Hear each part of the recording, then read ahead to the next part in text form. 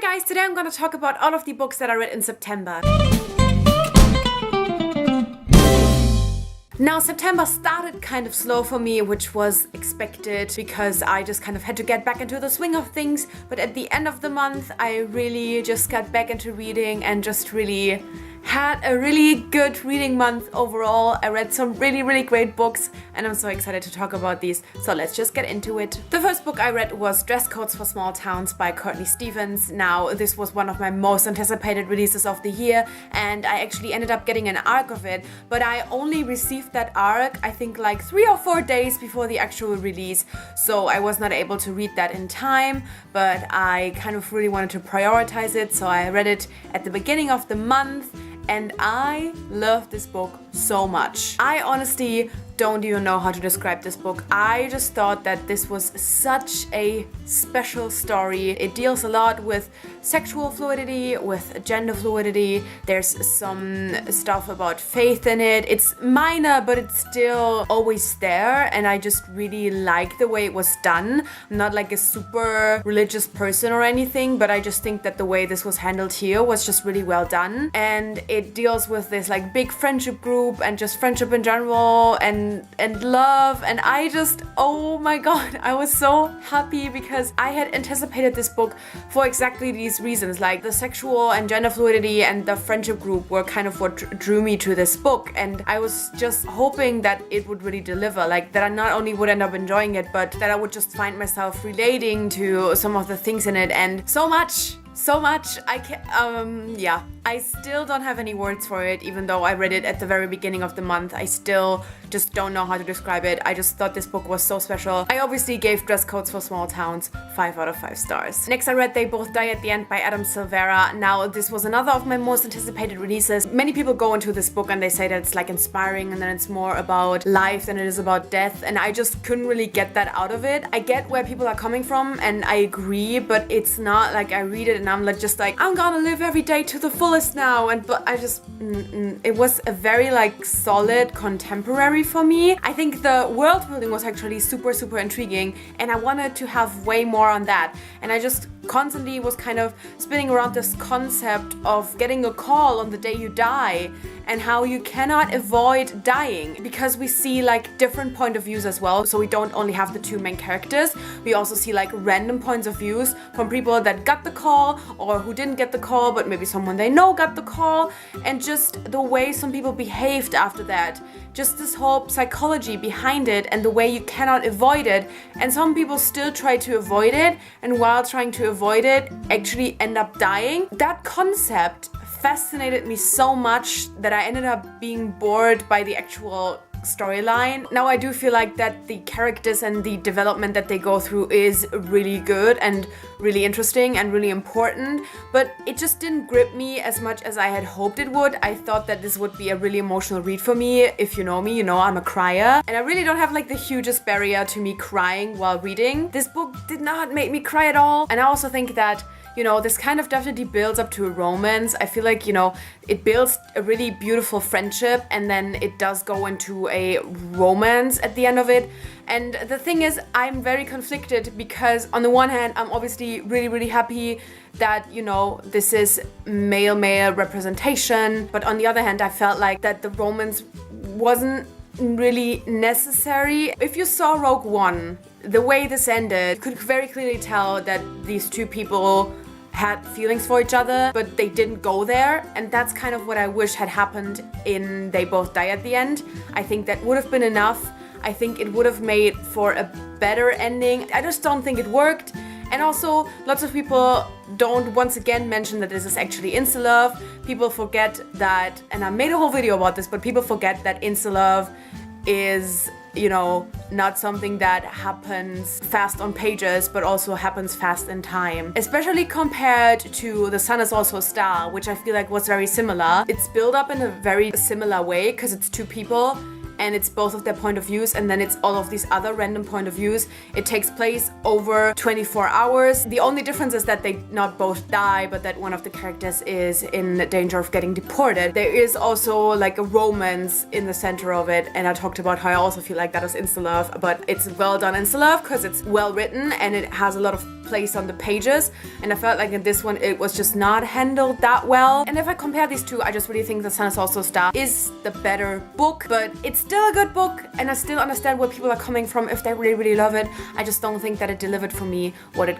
should have delivered, I guess, and so I ended up giving it 3.5 out of 5 stars, which is still a really good rating. Like, I enjoyed it while reading it, but I was just like, I need more. Next, I read another one of my most anticipated releases, and I'm so excited. I can't believe after 4.5 years I read Jane Unlimited by Christine Cashore.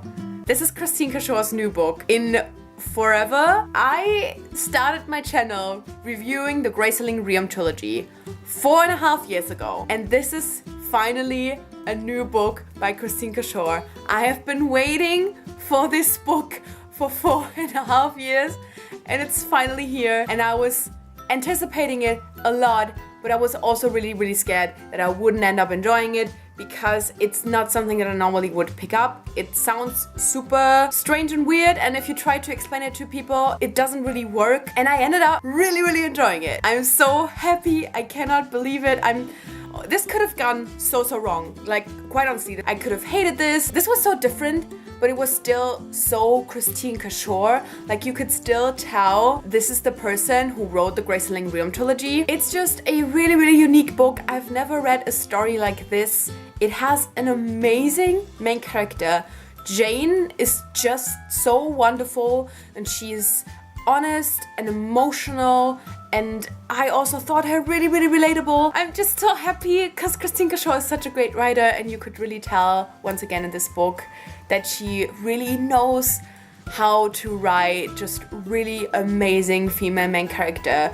Jane is amazing. I loved her so much. She's also really brave, but in a very different way than a normal like YA main character. She's just, everything about this is unique, okay? Like, the main character is unique, and this book is unique, the whole concept is unique. It is a lot of what the fuck. Like, really, you definitely will think what is happening a lot of the time, and the ending left me so fucking confused. Like, you think this is trying to build up to like this big ass conclusion and it all comes together at the end. It doesn't really, but also while reading you can see some of the things coming together, and so I'm already excited to reread this at some point, knowing everything I know now and then seeing it all come together. But it's not like this big bang at the end of it where you're like, oh, this is what it is. It's just kind of, it still leaves you hanging a little bit, but that's why it works. I'm so happy. Thank you, Christine Cashore.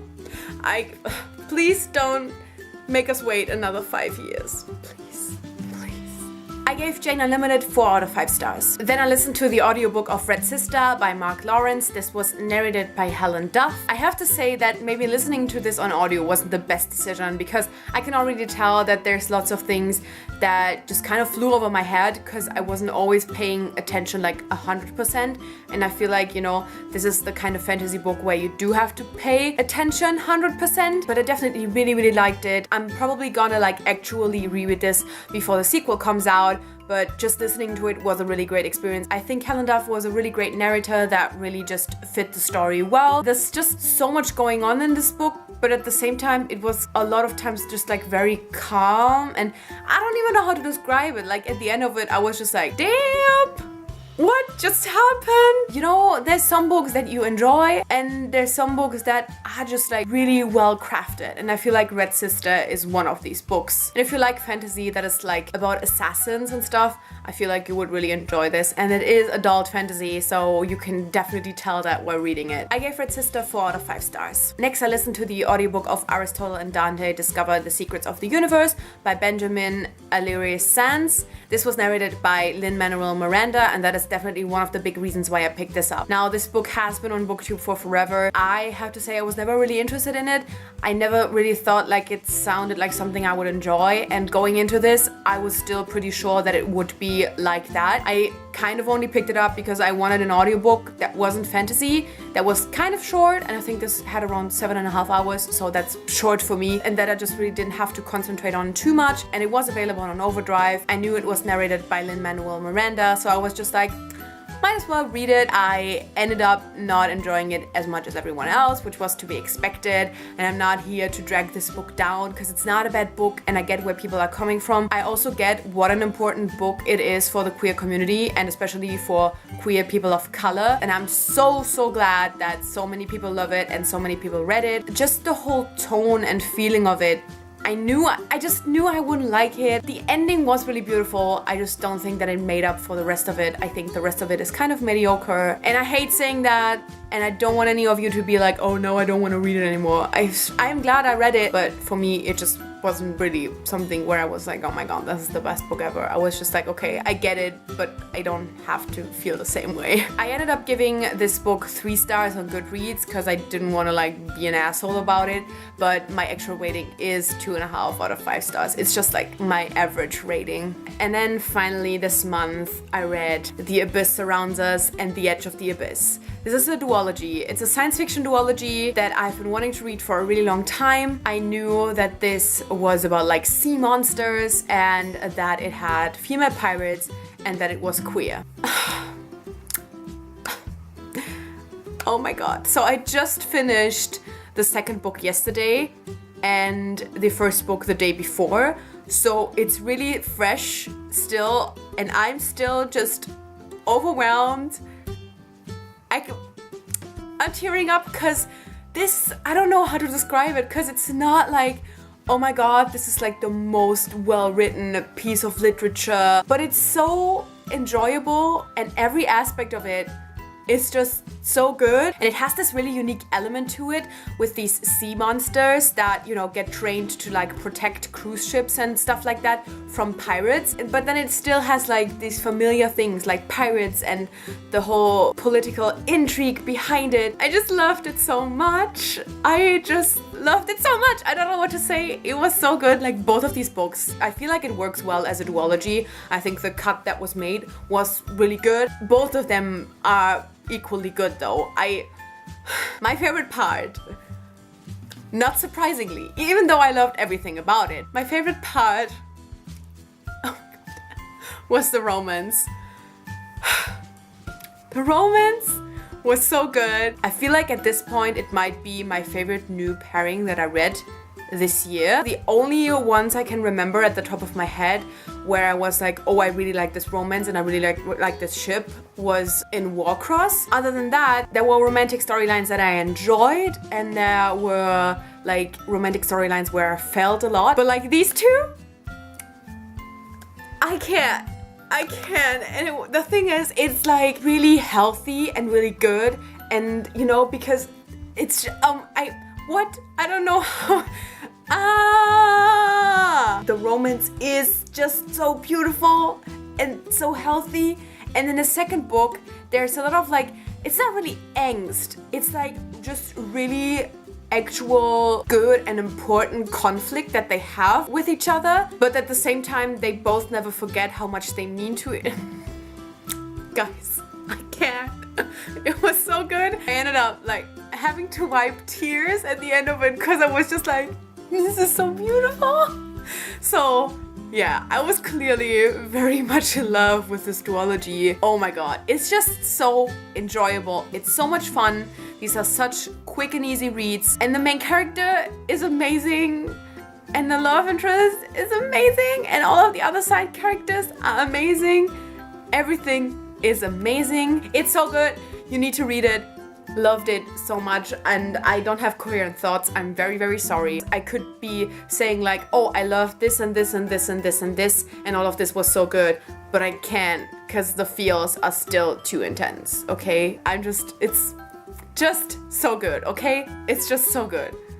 Now, I don't know how this wrap-up ended up being this long already, but I do wanted to talk about 2 books that I DNF'd, and it's really shitty. I hate this because these are 2 of the arcs. And the first one was Even the Darkest Stars by Heather Fawcett. I DNF'd this around 35% into it. I think that the world building is super intriguing, but the characters and just the storyline in general is just super boring, and I did not really anticipate anything else happening, and I was just really not feeling it, and yeah, so I decided to DNF it, and then I DNF'd, and that one made me even sadder. I DNF'd The Tiger's Daughter by Kay Arsenault Rivera at around 25% into it.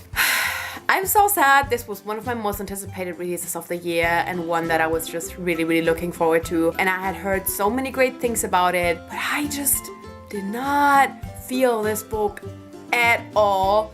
I was already put off because the chapters were like super long. Honestly, a fourth into this book, I still had no idea what the fuck was going on or where any of the story was gonna go.